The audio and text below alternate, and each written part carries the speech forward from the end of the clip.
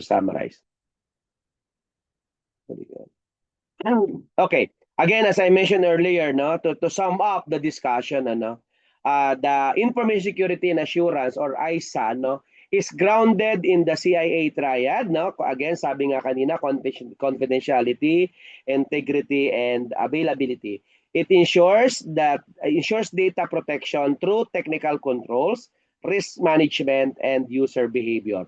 Real-world practices include multi-factor authentication, data encryption, and backup system. No? Challenges involve balancing usability with security, rapid threat evolution, and user compliance. So cybersecurity has evolved from basic antivirus tools in 1980s to AI-driven, no, zero trust frameworks today. So the field reflects socio-technical system theory, addressing both human and technical components. No? Milestone include the rise of firewalls, regulatory compliance, and major incidents like the Stuxnet, no, and target data breach, no, target data breach, no. The key challenges actually include outdated legacy system, no, growing attack sophistication, and a shortage of cybersecurity professional, no. So importance, no, cybersecurity is critical to sustaining trust,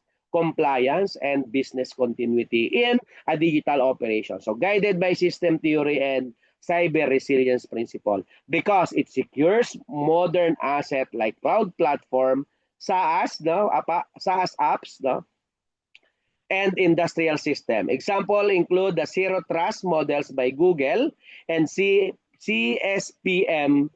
tools in cloud environments. So current issues include third-party vulnerabilities, cloud misconfigurations, and regulatory complexity. Okay, so that will be the coverage of our chapter 1.